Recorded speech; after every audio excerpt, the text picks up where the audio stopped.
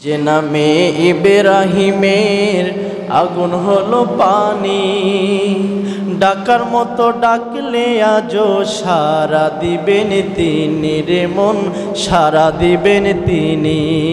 ঠিক কিনা বলেন?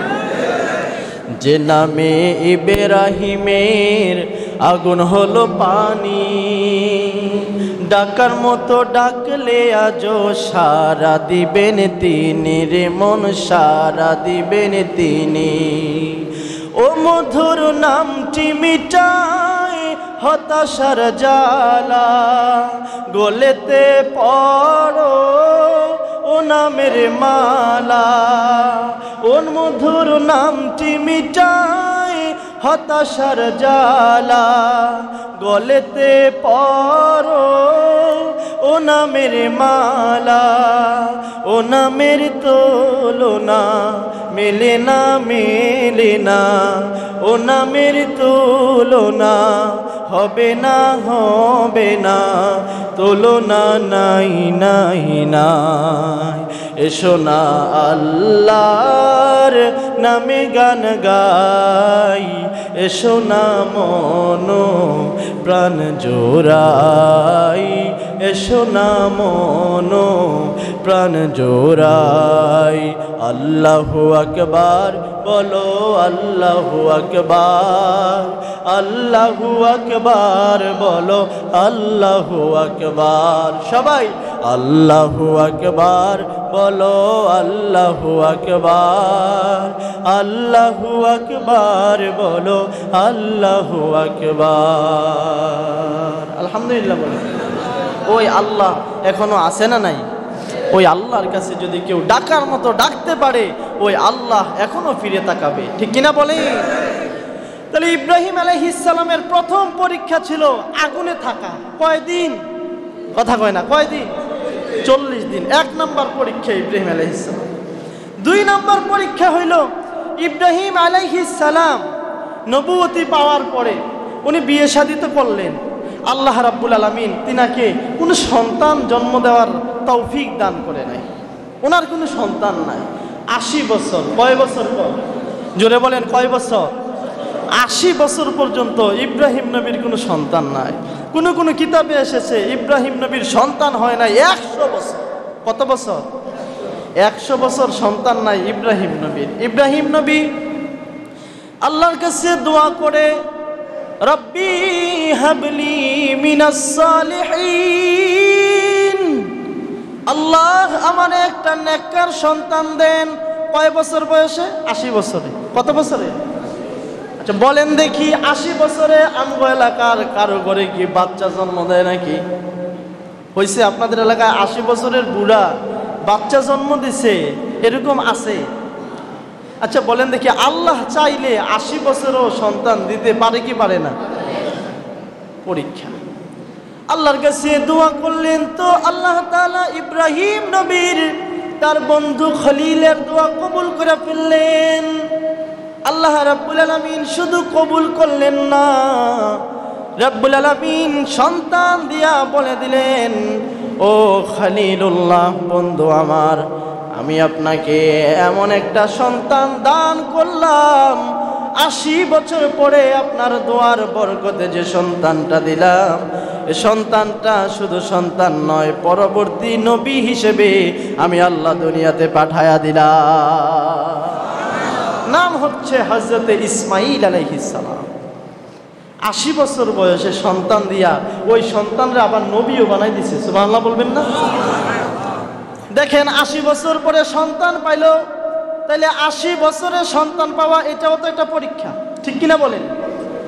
সন্তান জন্ম দেওয়ার পরে আবার পরীক্ষা। আল্লাহ রাব্বুল আলামিন বললেন, ইব্রাহিম যাও যাও, যে ইসমাইলকে তোমারে দিলাম ওই ইসমাইলকে ঘরে রাখতে পারবা না। তোমার স্ত্রী হযরতে হাজারা আলাইহাস সালাম মা সন্তান দুইজনকে একসাথে করে মক্কাতুল মুকাররমায় নিয়ে রাইখা আসো। মা আর বাচ্চা দুইজন ছোট্ট। আচ্ছা বলেন দেখি কোথায় রেখে আসবে? কোনো ঘর বাড়ি তখন আছে নাকি ওইখানে? বনবাস যেটাকে বলে বনবাস, হযরত ইব্রাহিম আলাইহিস সালাম এত পরীক্ষার পরেও একটাবার বললেন না, আল্লাহ আমার এই 80 বছর পরে একটা সন্তান দিলেন। কুরবানি কাকে বলে খেয়াল করেন, কুরবানি কাকে বলে? আসলে কুরবানি হচ্ছে নিজের মন যা চাইবে তার বিপক্ষে গিয়ে আল্লাহ যা চাইছে তা করা, ঠিক কিনা বলে? 80 বছর পরে সন্তান পাইয়া আপনারা যদি কেউ কয় যে আপনাদের পশ্চিম পাত্র নিয়ে ফালাই আইতেন, আসেননি কোনো বেড়া ফালাই আইবেন? আছেন? আছেন। 80 বছর পরে সন্তান পাইয়া ইব্রাহিম নবী কোনো কথা কয় না, আল্লাহ যা বলছে তাই। হযরত হাজেরা আলাইহিস সালামকে এবং সন্তান ইসমাইলকে নিয়ে মক্কাতুল মুকাররমায় পাহাড়ের উপরে নিয়ে পালায় আসলেন। হযরত হাজেরা আলাইহিস সালাম নবীর স্ত্রী ডাক দিয়ে বললেন, প্রাণের স্বামী আমার ইব্রাহিম খলিলুল্লাহ, 80 বছর পরে সন্তান পাইলাম, আপনি কিনা সন্তান আর আমাকে একা ফালায়া চলে যাইতেছেন। এখানে আমরা কি খাবো, কোথায় থাকবো, আমাদেরকে কে খাওয়াবে, কে রাখবে? আপনি আমাদেরকে ফালায়া চলে যাইতেছেন। হযরত ইব্রাহিম আলাইহিস সালাম পেছনের দিকে ফিরাও তাকায় না। আদেশ কার? জোরে বলেন কার? আল্লাহ বলছে তোমার দিকে ফিরে তাকানোর সময় নাই। বারবার জিজ্ঞেস করতেছে, স্বামী আমার ইব্রাহিম, আচ্ছা যা কিছু বলতেছেন না, শুধু একটা কথা বলেন। কয় কি জানতে চাও? কয় আপনি যে আমাদেরকে এখানে রাইখা যাইতেছেন, শুধু একটা কথা জানতে চাই, আপনার ইচ্ছায় রাইখা যাইতেছেন নাকি যে আল্লাহ 80 বছর বয়সে আমারে সন্তান দিছে ওই আল্লাহর আদেশে রাইখা যাইতেছেন? ইব্রাহিম নবী মুখেও কথা বলে না, শুধুমাত্র আঙ্গুল মুবারকটা উপরের দিকে তাকায়াত বলে একটা ইশারা দিয়া বুঝাইতে চায় যে আল্লাহ 80 বছর বয়সে আমারে সন্তান দিছে, আমি ওই আল্লাহর আদেশে রাইখা যাইতেছি। সুবহানাল্লাহ। হযরত হাজেরা বলে, স্বামী আমার, তাইলে আমার কোনো টেনশন নাই যে আল্লাহ 80 বছর বয়সে আমারে সন্তান দিতে পারে। ওই আল্লাহ মরুভূমির মাঝখানে অথবা জঙ্গলে পাহাড়ের উপরে যেখানে কোনো খাবার নাই ওইখানে আমারে যত্নে রাখতে পারে, ঠিক কিনা বলে? যে আল্লাহ 80 বছর বয়সে আমাকে সন্তান দিতে পারে, ওই আল্লাহ রাব্বুল আলামিন আমাকে এই গভীর জায়গায় আল্লাহ তাআলা আমাকে খাবারের ব্যবস্থা করে দিতে পারে, ঠিক কিনা বলে? ইব্রাহিম আলাইহিস সালাম আসার পথে একটা দোয়া করলেন। কি দোয়া করলেন? আল্লাহ রাব্বুল আলামিনের কাছে দোয়া করলেন, আল্লাহ যে জায়গায় আমার স্ত্রীকে আর সন্তানকে রাইখা যেতেছি ওই জায়গায় কোনো মানুষ টানুষ নাই, কিচ্ছু নাই। আগে তো এখানে এত মানুষের বসবাস ছিল না মক্কায়। আল্লাহ এই নির্জন জায়গায় আমার সন্তানকে আর স্ত্রীকে রাইখা যেতেছি, মাওলাই কারিম আমি আমার সন্তান আর স্ত্রীর জন্য একটা দোয়া করে যেতেছি, মাওলা আমার সন্তান আর স্ত্রী যে জায়গায় আছে এই জায়গায় তুমি মানুষের ব্যবস্থা করে দাও। সুবহানাল্লাহ বলেন। আরেকটা দোয়া করলেন, আল্লাহ রাব্বুল আলামিন আমার সন্তান আর আমার স্ত্রীকে যে জায়গায় রেখে যেতেছি ওই জায়গায় তুমি খাবারের ব্যবস্থা করে দাও। সুবহানাল্লাহ বলেন। যারা মক্কাতুল মুকাররমায় হজ করতে গেছেন তারা জানেন, আচ্ছা ওই শহরে ফল ফ্রুট কম না বেশি? এখন পর্যন্ত ওই এলাকার মতো ফল গোটা মক্কায় আর কোথাও নাই। আল্লাহু আকবার বলেন। অথচ খুঁজলে ওইখানে আপেল গাছ কমলা গাছ পাইতেন না, কিন্তু ফলের অভাব নাই। সুবহানাল্লাহ কয় না? আর যেই জায়গায় কোনো মানুষের আনাগোনা ছিল না, হযরত ইব্রাহিম আলাইহিস সালামের দোয়ার বরকতে রব্বে কারীম ওই জায়গাটাকে এমন শহর বানাইছে গোটা পৃথিবীর আনাচে কানাচে থেকে হজ করার জন্য লক্ষ লক্ষ মানুষ গিয়ে বছরে বছরে জড়ো হয়, ঠিক কিনা বলে? মানুষ এখন ওই শহরে কম না বেশি? কত বেশি! একসাথে লক্ষ লক্ষ মানুষ হজ করতে যায় ওই শহরে। এটা কার দোয়া? ইব্রাহিম আলাইহিস সালামের দোয়া। তাহলে ইব্রাহিম আলাইহিস সালামের পরীক্ষা, সন্তান জন্ম দেওয়ার পরেও নিয়ে রাইখা আসলো কোথায়? বনবাসে। পরীক্ষাটা ছোট না বড়? আল্লাহু আকবার। এরপরে সবচাইতে বড় পরীক্ষা সামনে আসতেছে। কি পরীক্ষা? ইব্রাহিম আলাইহিস সালাম তার সন্তান এবং স্ত্রীকে রাইখা এবার চলে গেলেন তার জায়গায়। অনেক বছর পরে সন্তানকে রাইখা আসলেন ছোট অবস্থায়, শিশু অবস্থায়। সন্তান যখন কিশোর হলো, ইব্রাহিম আলাইহিস সালাম প্রায় সন্তানের বছর হচ্ছে 12 থেকে 14 বছর, তাহলে কিশোর, ঠিক না? বয়স হয়ে গেছে, সন্তানকে সন্তানের কাছে বহু দূর থেকে বহু বছর পরে আসলেন। মক্কাতুল মুকাররমায় আয়েশা দেখলেন মানুষের শেষ নাই, ঘরবাড়ির অভাব নাই। সুবহানাল্লাহ কোন। যখন রাইখা গেছিল ঘরবাড়ি নাই, মানুষ নাই, খাবার নাই। আয়েশা দেখি মক্কাতুল মুকাররমায় অনেক পরিবার হয়ে গেছে, ঘরবাড়ি আছে। হযরত ইব্রাহিম আলাইহিস সালাম এসে মক্কা শহরে বললেন, কে আছো? তোমরা কি জানো এ শহরে ইসমাইল কোন ঘরে থাকে? ইসমাইল নামে কাউরে চিনো নাকি তোমরা? কয় হ্যাঁ চিনি। ওই বাড়িতে থাকে, ওই ঘরে সন্তান আর মা বসবাস করে, ওইটাই ইসমাইলের বাড়ি। হযরত ইব্রাহিম আলাইহিস সালাম ওই ঘরের কাছে গিয়ে দূর থেকে ডাক দিলেন, ইসমাইল ঘরে আসো নাকি, একটু বের হয়ে আসো। ইসমাইল দৌড়ে আসলেন। আয়েশা দেখতেছে আশ্চর্য এক মানুষ। দেখতে এমন মানুষ দেখা যায় যার গায়ে পাঞ্জাবি আর মাথায় পাগড়ি। ওই লোকটার গায়ের পাঞ্জাবির মতো ঘরে একটা পাঞ্জাবি ঝুলাই রাখছে তার মায়। সুবহানাল্লাহ কয় না? ঘরের ভিতরে একটা পাঞ্জাবি। বছর বছর তার মায় জড়ায়া দইরা দইরা কান্দে। একদিন কৌতূহলী ইসমাইল তার মাকে ডাইকা বলে, মাগো ঘরের ভিতরে আর কোনো কিছুকে তুমি চুমু খাও না, একটা পুরাতন পাঞ্জাবিটা জড়ায়া দইরা দইরা তুমি কান্দো কেন? মা হাজারা আলাইহাস সালাম বলে, বাবা ইসমাইল রে, যে পাঞ্জাবিটা দেখতেছো এটা তোমার বাবার গায়ের পাঞ্জাবি। সুবহানাল্লাহ। তোমার বাপ এই পাঞ্জাবিটা গায়ে দিত, এই পাঞ্জাবির মধ্যে তোমার বাবার ঘাম লেগে আছে। আমি নাকি দিলে তোমার বাবার ঘামের গন্ধ পাই, এজন্যে তোমার বাবার ভালোবাসায় বছর বছর পরেও তোমার বাবার পাঞ্জাবিটা জড়ায়া জড়ায়া কান্দি। তোমার বাবার পাঞ্জাবি থেকে তোমার বাবার ঘামের ঘ্রাণ নাই। ইসমাইল এটা তোমার আব্বার পাঞ্জাবি। ইসমাইল ঘরের দরজায় এসে দেখলেন যেই পুরুষটা ঘরের দরজায় দাঁড়ায় রইছে, ওই পুরুষের গায়ের পাঞ্জাবিটা আর ঘরের পাঞ্জাবিটা একরকম। সুবহানাল্লাহ কয় না? বুঝতে আর বাকি নাই যে পাঞ্জাবিওয়ালার সামনে দাঁড়ায় রইছে এটা সাধারণ কোনো মানুষ না, আল্লাহর খলিল আমার আব্বাজান ইব্রাহিম। সুবহানাল্লাহ। ডাক দিলেন, আব্বাজান আপনি আসছেন, আপনার অপেক্ষায় তো আছি। হযরত ইব্রাহিম আলাইহিস সালাম সন্তান ইসমাইলকে ডাক দেয়া বলে, আসো বাবা আসো, তোমাকেই তো নিতে এসেছে। তোমাকে নিয়ে আমি মিনা প্রান্তরে যাব, মিনা প্রান্তরে তোমাকে নিয়ে ঘুরতে যাব। আসো বাবা, তোমারে নিয়ে মিনা প্রান্তরে যাই। হযরত ইব্রাহিম আলাইহিস সালাম বছর বছর পরে সন্তান ইসমাইলকে নিয়ে মিনা প্রান্তরে চলে গেলেন। মিনা প্রান্তরে যাওয়ার পরে ইসমাইল আর ইব্রাহিমের মধ্যে কথোপকথন শুরু হয়ে গেল।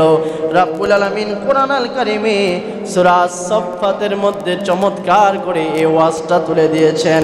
রাব্বুল আলামিন বলেন, ফালাম্মা বালাগা মাহুস সা'য়া ক্বালা ইয়া বুনাইয়া ইন্নী আরা ফিল মানামি আন্নী আযবাহুকা ফানজুর মাযা তারা। আল্লাহু আকবার বলেন।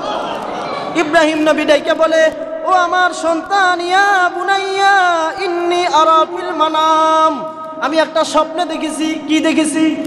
কথা কন না, কি দেখছি? আমি একটা স্বপ্নে দেখছি। স্বপ্নের মধ্যে দেখলাম আন্নী আযবাহুকা, আমি তোমাকে জবাই করছি। কি করছি বলেন? আমি তোমাকে জবাই করেছি।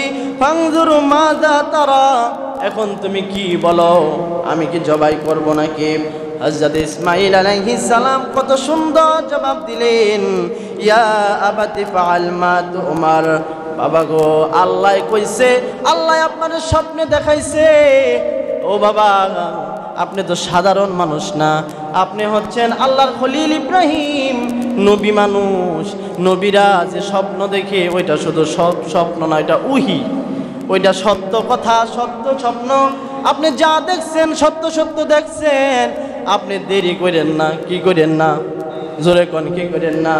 আপনি দেরি করার দরকার নাই, সাথে সাথে আপনি আমারে জবাই করে ফেলেন। তবে বাবা শুনেন, সাতাজাদুনি ইনশাআল্লাহু মিনাস সাবিরিন। আমি লড়াচড়া করব না, আপনার ডিস্টার্ব করব না বাবা। বাবা আপনি আমার ধৈর্যশীলদের অন্তর্ভুক্ত পাইবেন, আমি না করব না। আল্লাহ বলছে তো এক্ষুনি করেন, আমি প্রস্তুত। আল্লাহু আকবার বলেন, আমি রেডি। তবে বাবা আমারে জবাই করার সময় দুই একটা কানুন করবেন। আমারে যখন জবাই করবেন আপনার চক্ষু দুইটা বাইদা পালাইবেন কাপড় দিয়া। ও বাবা আপনার চোখগুলো যদি খোলা থাকে আর আমাকে জবাই করার সময় আমার দিকে তাকায়া যদি আপনার মায়া লাগা যায়, তাহলে তো আপনি জবাই করতে পারবেন না, আপনি আল্লাহর হুকুম পালন করতে পারলেন না, আর আমিও আল্লাহর রাহে কুরবানি হইতে পারলাম না। এজন্যে বাবা আপনি আপনার চক্ষুগুলা কাপড় দিয়া বাইদা পালাইবেন। আর কি করবেন জানেননি? আমারে চিত হইয়া না শোয়া উপর হইয়া শোয়াইবেন। আমারে উপরের দিকে কইরা শোয়াইবেন না, আমার চেহারাটা দেখলে আপনার মায়া লেগে যেতে পারে। আল্লাহু আকবার বলেন। আমার চেহারাটা নিচের দিকে রাখবেন। আর আব্বা আমার এই গায়ের পাঞ্জাবিটা নেন, আমার গায়ের পাঞ্জাবিটা আমার আম্মাকে হাদিয়া দিয়েন। আমি আমার আম্মাকে তো বইলাও আসতে পারি নাই। আমি দেখেছি আব্বা আপনার গায়ের পাঞ্জাবিটা আমার আম্মা বছর বছর জড়ায়া ধইরা কান্না করেছে আর ভালোবেসেছে। আমার এই পাঞ্জাবিটা দিলে 80 বছর পরে পাওয়া ইসমাইলের পাঞ্জাবিটা নাকে নিয়া নিয়া আমার মা আমাকে ভালোবাসবে। আল্লাহু আকবার বলে। বাবা গো আমার পাঞ্জাবিটা আমার মায়ের হাতে তুইলা দিয়ে নেন। পাঞ্জাবিটা দিয়া দিলেন, শুয়ে গেলেন। আর বাবা ধারালো একটা ছুরি নেন, ধারালো একটা অস্ত্র নেন, এটা দিয়ে আমাকে জবাই করা শুরু করেন। বাবা ইব্রাহিম আলাইহিস সালাম সন্তানকে শোয়া এবার ছুরি চালাবে। এমন অবস্থায় আল্লাহ রাব্বুল আলামিন কোরআন আল কারিমে বড় চমৎকার করে বলেন। আল্লাহ বলেন, আমি জিব্রাইলকে বললাম, জিব্রাইল যাও, আমার বন্ধু পরীক্ষায় পাশ করে পালাইছে। আল্লাহু আকবার বলেন। আমার বন্ধু পরীক্ষায় পাস, আমার বন্ধুর কারণে দেখো না আসমান সহ আসমানে যত ফেরেশতা আছে সবাই তাকবীর দেওয়া শুরু করেছে, আল্লাহু আকবার আল্লাহু আকবার। যাও জিব্রাইল দৌড়ায়া যাও, জান্নাত থেকে একটা দুম্বা নিয়ে যাও, সন্তান ইসমাইলের জায়গায় জান্নাতি দুম্বাটা বিছায়া দাও। ছুরি চালালেন, জবাই হয়ে গেল। ইব্রাহিম নবী জবাই করার পরে চোখ খুললেন, চোখ খুলে দেখে আশ্চর্য হালত, সন্তান জবাই হয় নাই, পাশে একটা জান্নাতি দুম্বা জবাই হয়ে পড়ে আছে। কোন সুবহানাল্লাহ। ইব্রাহিম আলাইহিস সালাম তখন পড়তে থাকলেন আল্লাহু আকবার আল্লাহু আকবার। কিতাবের মধ্যে এসেছে গোটা দুনিয়ার যত ফেরেশতা আছে সব ফেরেশতারা কান্না করছে দুইবার। কয়বার বলেন? এক নাম্বার, আমার নবী যখন তায়েফের ময়দানে দান্দান মোবারক শহীদ হয়ে গেল, আল্লাহর নবী যখন রক্ত বের হয়ে গেল গা থেকে, গোটা দুনিয়ার সব ফেরেশতারা আসমান জমিনের ফেরেশতারা কান্না করেছিল। দুই নাম্বার, ইব্রাহিম নবী যখন তার সন্তান ইসমাইলকে জবাই করতেছিল, ওই মুহূর্তে গোটা দুনিয়ার সব ফেরেশতারা কান্না করেছে। হযরত ইব্রাহিম আলাইহিস সালাম দেখলো সন্তান জবাই হয় নাই, দুম্বা জবাই হয়েছে। হযরত ইব্রাহিম আলাইহিস সালাম সাথে সাথে তাকবীর দিলেন, ফেরেশতারা তাকবীর দিল, আল্লাহু আকবার আল্লাহু আকবার, লা ইলাহা ইল্লাল্লাহু আল্লাহু আকবার আল্লাহু আকবার ওয়ালিল্লাহিল হামদ। আল্লাহ সব প্রশংসা তোমার, যিনি কিনা ছুরির নিচ থেকে আমার সন্তানকে বাঁচাই একটা দুম্বাকে কুরবানি করে দিলা। সুবহানাল্লাহ পড়েন। এই প্রশংসা কার বলেন? কার? আল্লাহ রাব্বুল আলামিন এই দোয়াটাকে এত বেশি পছন্দ করেছেন, এখন পর্যন্ত এই দোয়াটাকে আমাদের কাছে ফরজ নামাজের পরে কুরবানির আগে 9 তারিখ থেকে, আজকে ফজর থেকে এই আগামী 13 তারিখ আসর নামাজ পর্যন্ত প্রত্যেক নামাজের পরে একবার হইলেও পড়া ওয়াজিব করে দিয়েছেন। সুবহানাল্লাহ। পরীক্ষাটা কি সহজ ছিল না কঠিন ছিল? কেমন কঠিন পরীক্ষা ছিল। এজন্য বাবারা কুরবানি হলো পরীক্ষায় পাশ করার নাম। কুরবানি শুধু গরু একটা জবাই করে দিলাম আর মাংস খেলাম, এটার নাম কুরবানি না। ঠিক কিনা বলেন? পদ্ধতিটা হয়েছে গরু জবাই করা, নিয়মটা হয়েছে গরু জবাই করা। আসলে নিয়মটা হইল আমি আমার আল্লাহর জন্য আমার যত প্রিয় জিনিস আছে সব জবাই করে ফেলতে রাজি। ঠিক কিনা বলে? আমার সন্তান, আমার সম্পদ, আমার যা কিছু আছে সব কিছু আমি আমার আল্লাহর খুশির জন্য জবাই করে দিতে পারি। ঠিক কিনা বলে? এটার নাম হচ্ছে কুরবানি।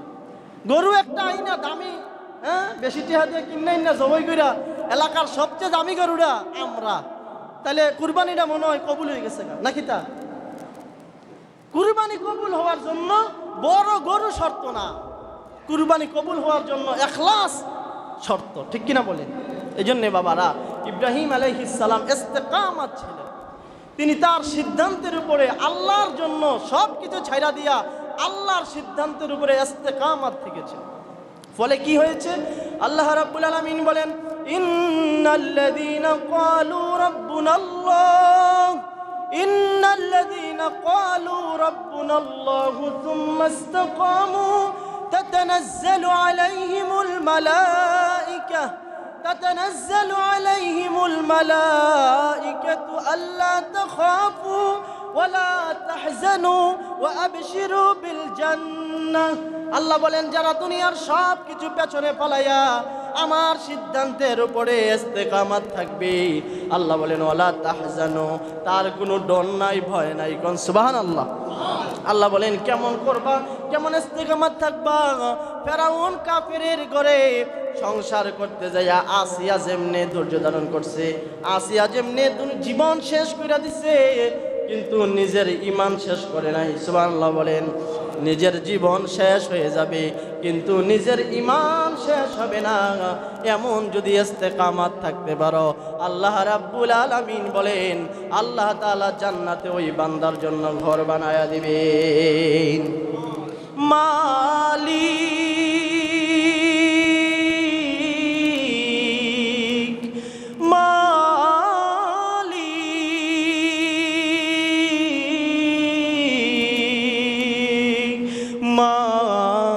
মালিক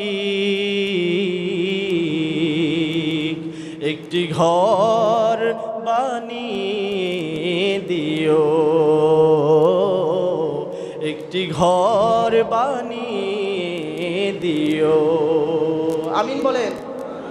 মালিক তুমি জান্নাতে তোমার পাশে আমায় একটি ঘর বানিয়ে দিও,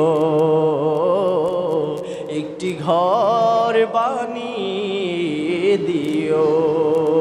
সে বিভীষিকাময় মহাদিনে তোমার প্রতিবেশী করে নিও।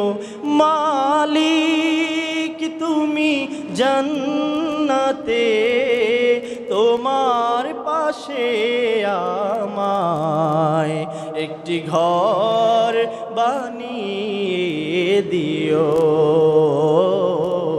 একটি ঘর বানিয়ে দিও। যেদিন কেহ আসবে না কারো কোনো কাজে, যেদিন পাপী পাপের বুঝায় মরবে লাজে, যেদিন কেহ আসবে না কারো কোনো কাজে, যেদিন পাপী পাপের বুঝায় মরবে লাজে। পুলসিরা পার হতে গিয়ে পিছলে যাবে কত পথিক, আবার কেহ পুণ্য নিয়ে পার হয়ে যাবে ঠিক ঠিক। সে মহাদিনে মহাক্ষণে সে সে মহাদিনে মহাক্ষণে তোমার পাশে যাই গাদিও মালিক তুমি জান্নাতে তোমার পাশে আমায় একটি ঘর বানিয়ে দিও একটি ঘর বানিয়ে দিও বলেন আমিন। আল্লাহ তাআলা যেন আমাদেরকে জান্নাতে তার পাশে একটি ঘর বানিয়ে দেয় বলেন আমিন। আরো জোরে আওয়াজ করে বলেন আমিন। মুহতারাম হাজিরিন, ওই রকম ইস্তেকামত যদি থাকা যায় আল্লাহ বলেন আমি জান্নাতে তার জন্য একটা ঘর বানায়া দেব। এই জন্যে জান্নাতে ঘর আমাদের হোক। আপনারা চান কি চান না? জোরে বলেন আমরা চাই কি চাই না?